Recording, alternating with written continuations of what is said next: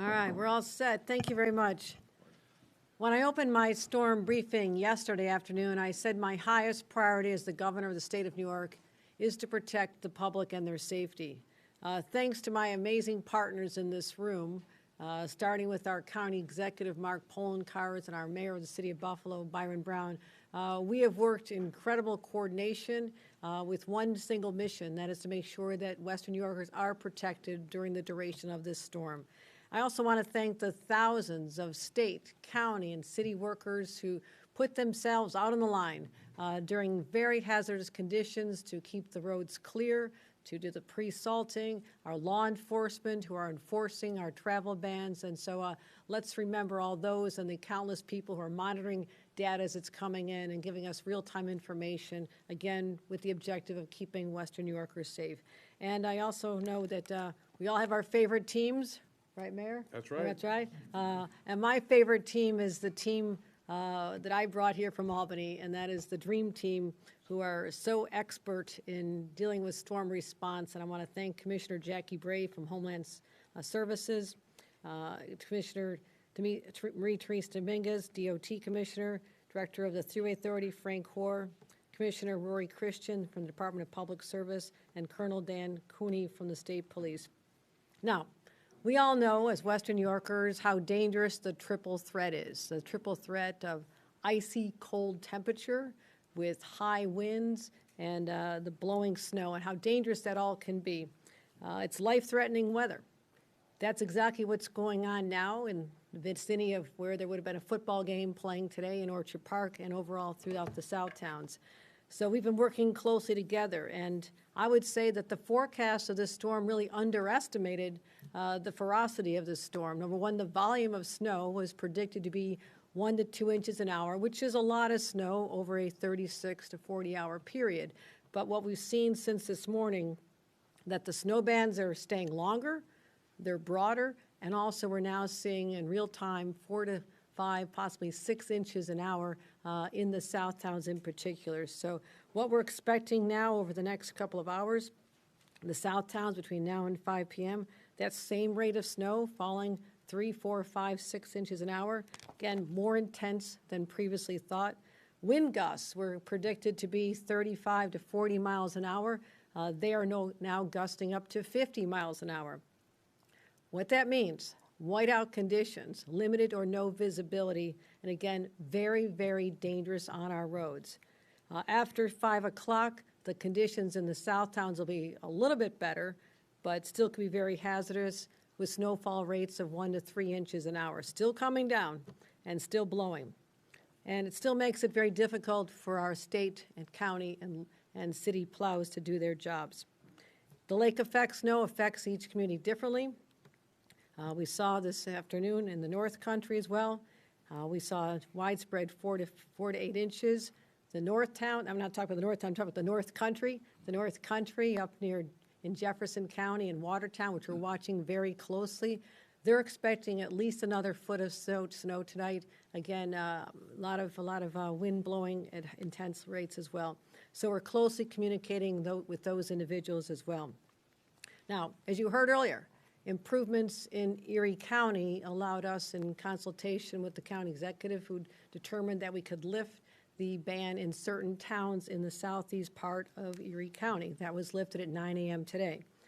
We're announcing now that about 3:30, we'll be lifting the travel bans in the North Towns, but only in these communities: Grand Island, Tonawanda, Amherst, Clarence, and Newstead. Again, a travel advisory remains in effect. This does not mean you can leave these towns and go to other towns that are still in the area of the bans, so we're going to be very intentional about making sure those bans are still enforced, and we'll make sure that we don't want a ban in place a single minute longer than necessary, but we can never let it be 1 minute too short either. I know they're disruptive, I know they're frustrating, and that's why we're trying to be targeted in our approach, opening up some of the communities that are not as affected, but being very conscientious about the fact that there are still many high-impact towns that are being affected at this very moment, and it is too dangerous to lift the bans at those times or on the New York State Thruway overall. So We'll be updating Western New Yorkers again around 7 o'clock today on what's going on regarding any bans for the rest of Erie County and the city of Buffalo. The mayor and I are talking about what he wants to do with the city in a couple of hours. Again, this time also allows the crews to do their jobs so people aren't stuck on side streets, which is important, so that'll continue. Now, enforcement. You do not want to have to get a ticket and deal with this later. So the best advice is follow the bans, stay at home for whatever time is deemed necessary. Again, it'll be as minimal as necessary. State troopers have already issued over 360 tickets, primarily on the New York State Thruway, which continues to be a place where people are violating the bans. And I want to give another message out to the truck drivers, including the one that within the last hour violated the ban, came through the Lackawanna toll barrier, jackknifed, as could be predicted, and blocked the lanes of traffic, 3 lanes of traffic for at least a half an hour. So that's what we're trying to avoid. This is what we've seen in every other storm. This is where people get stranded. This is where people can freeze in their cars. And while we've had very few incidences of this, because we preemptively shut down the thruway and got the warnings out and the bans, a single incident like this of someone violating the rules and the ban can cause a real problem. And again, for our first responders to be taken off their jobs and have to go dig out a truck who should never ship it on the road in the first place is frustrating. So no one should be on the thruway. And again, no other roads are open outside those southeastern towns in Erie County, and those northern communities will be opened at 3:30 today. So again, it's not about unnecessary restrictions. It's about keeping New Yorkers safe and allowing first responders and ambulances, utility crews to respond. Now, speaking about utility crews, you talk about the lessons of the past. We've always tried to get as many utility crews pre-positioned before a storm hits so they can build up resiliency and understand the vulnerabilities, areas that could be most likely to lose power. I'm really, really proud, and I want to thank Rory Christian, the head of the Public Service Commission, who is on the ground with us here today, for his work in working with the utilities. At any given time, we had thousands without power, but very quickly restored within just a couple of hours. And as someone who's lived through sometimes days and days without power at home with little kids in Hamburg not that long ago, we know how important it is to get the power restored, and I'm really grateful for them that there's only about 100 people now without power here. Same with the North Country up in Jefferson County. Large, wide-scale power outages, mostly restored, and now where we're seeing power outages are because of snow squalls that have now hit central New York, the southern tier, and the capital region. So that's what we're dealing with now. We have about 12,000 power outages there. We did have crews pre-positioned in those regions as well, so they're doing their work now. So the storm is not over. It could have been far worse, but it's still not a safe conditions to go out. So we want to make sure people, if you can continue staying home, just a few more hours and we'll be through this all. Now, I do want to say this. I know there's a lot of excitement around tomorrow's game. And you know we could not risk the safety of our fans and the personnel at the stadium and all of our first responders and law enforcement because of the triple threat, where you get the high winds, you get the bitter cold, and the blowing snow. Now at game time on Monday, here's what we expect. Weather conditions will be very cold. They'll be in the teens, and even wind chill factors as low as 0, maybe to 9 degrees, but that's going to be very, very cold. But this will be without the danger of the winds and the blinding snow and the hazardous traffic conditions for those as they travel to the stadium or leaving based on current predictions. So that is the better dynamic, by far better dynamic than we would have had today. I'm not saying it's going to be pleasant, but conditions won't be life-threatening either. Just as a note, Monday will be the 30th anniversary of what was the coldest football game ever played in Buffalo Bills history here in Western New York. It was 0 with wind chills reaching -32. So if you start feeling cold, think back about the people who were there 30 years ago, and it was a lot colder. And remember, that resulted in a win that led us to the Super Bowl. So there's good karma playing in the bitter cold here in Buffalo, and that's what we're hoping for tomorrow. So with that, go Bills. Thank you, Western New Yorkers, for listening to us. We would not have gotten through this the way we did at this point. So please continue to heed our warnings. Thanks for your cooperation. And again, look forward to seeing you on the other side of a big win tomorrow night. With that, I'd like to turn it over to County Executive Mark Poloncarz. Thank you, Governor. Thank you very much, Governor. This has been a team effort. I want to thank you and your team for their incredible work. We've gotten through this storm a lot better than we may have because of the work and the partnerships that we have with our state partners in county government, as well as our city and town partners. And I want to thank you and your incredible team, because they've been here working very hard across the hours to ensure that we're protecting our community, which is the #1 priority. As the Governor noted, the travel ban will be lifted for the north towns, which includes Grand Island, City of Tonawanda, Town of Tonawanda, Amherst, Clarence, Town of Newstead, as well as the villages Akron and Williamsville. It's officially going into effect at 3:30, so basically in a half hour. But the one thing we want people to know is the gates will still be down on the 290, because we do not want people getting on the 290 or the 190 in Grand Island and then driving down into the belly of the beast, which is this really terrible snow band. It's as simple as that. I was there not too long ago with our Commissioner of Public Works, William Gary, who's here, as we were making a delivery, dropping someone off and picking some stuff off and checking out conditions, and they were as bad as we've ever seen. The snow is falling at least 5 inches an hour.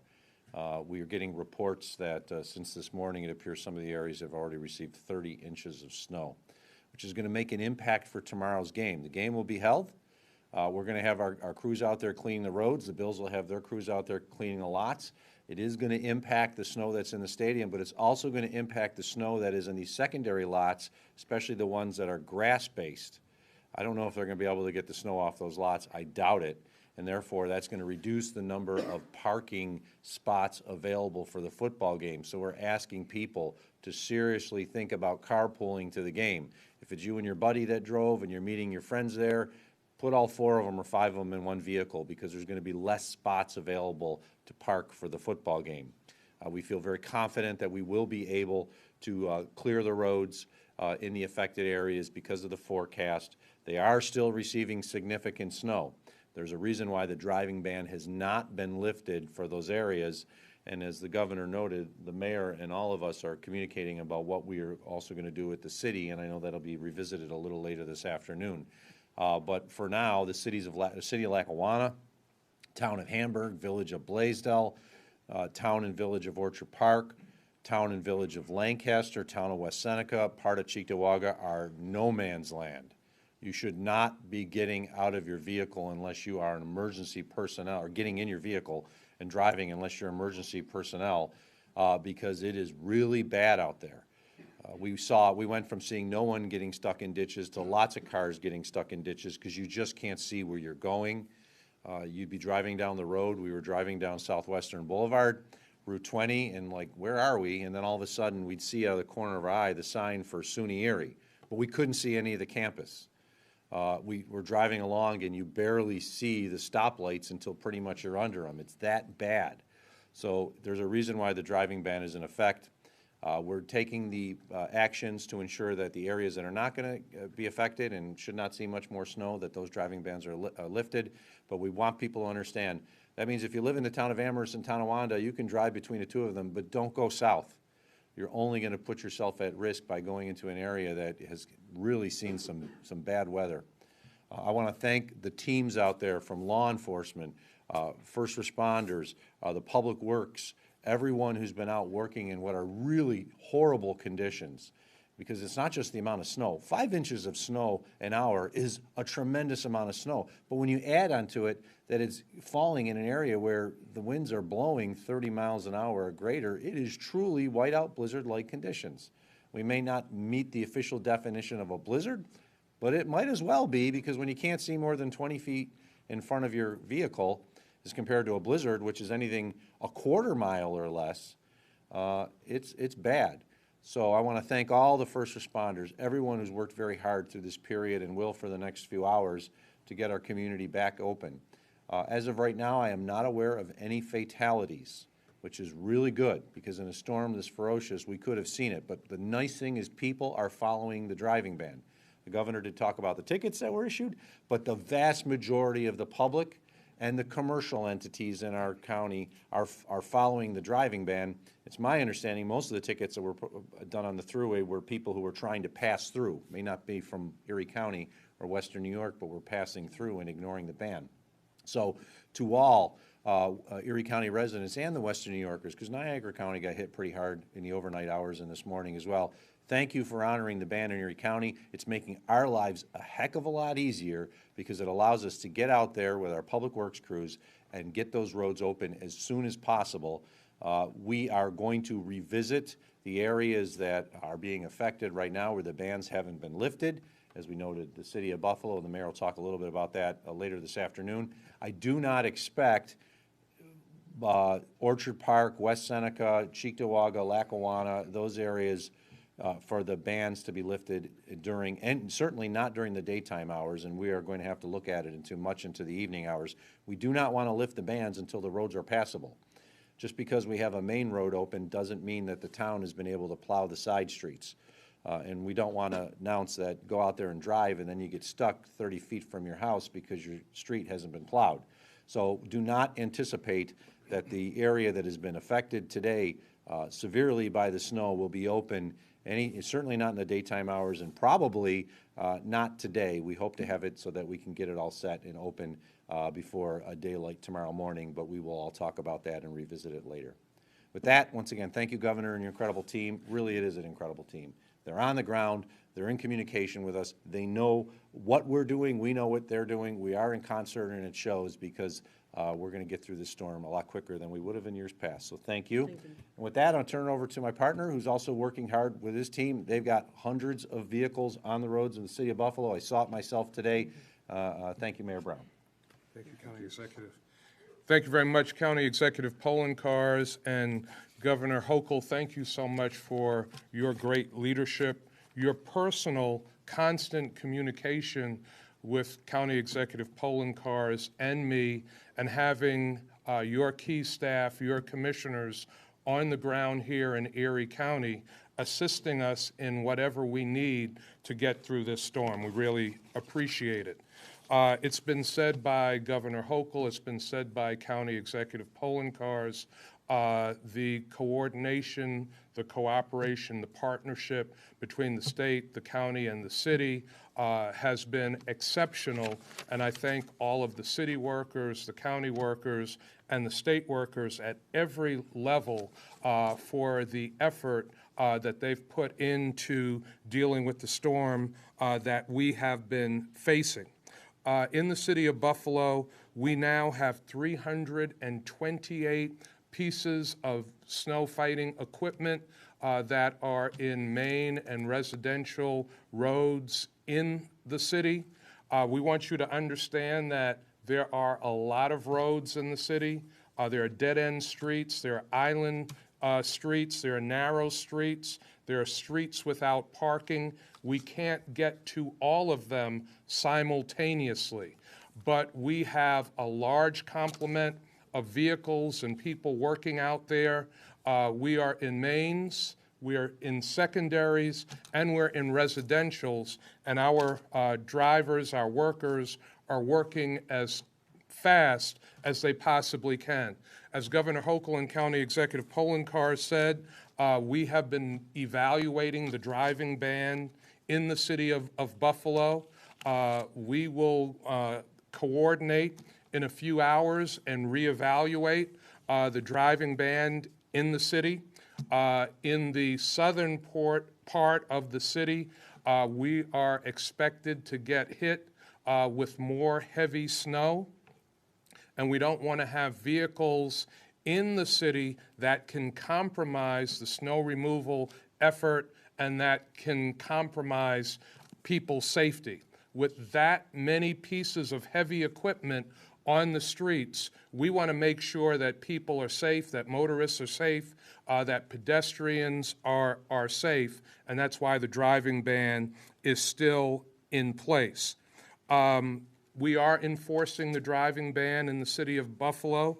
164 tickets have been issued since the driving ban was imposed last night at 9 o'clock.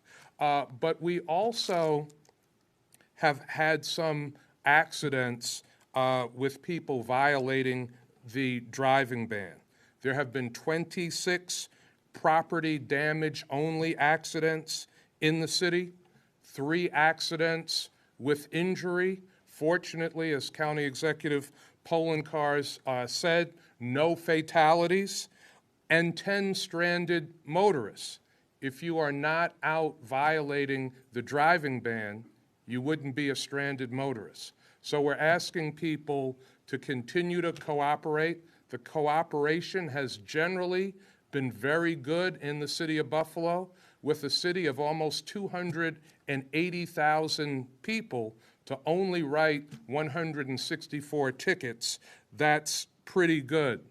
Recycling and sanitation services in the city will be pushed back one day. So if your garbage pickup, your recycling pickup is tomorrow, normally it will be Tuesday, and so on. There was one power outage still in the city of Buffalo where there are 21 customers affected.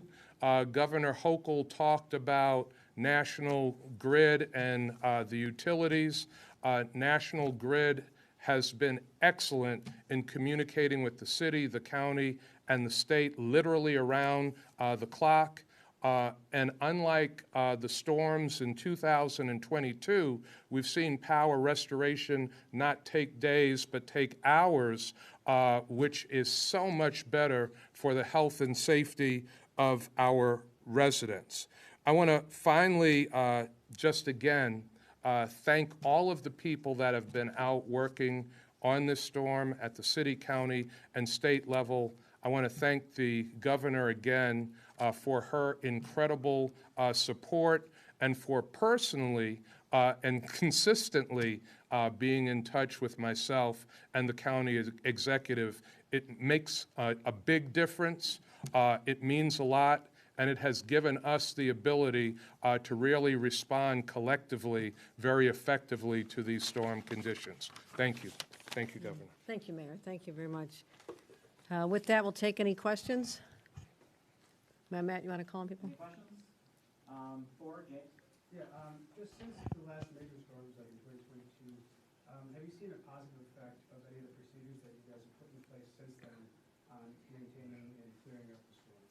I think a lot has changed since then. I mean, we always want to be prepared and always improve our operations after every single incident, after every incident, every flooding event. It's our standard practice to sit down and tabletop the exercise, say what could have been done better, what did we do right that we want to replicate. So there are many areas where there's more consistent coordination. The 911 calls system, for number one, is working very, very well.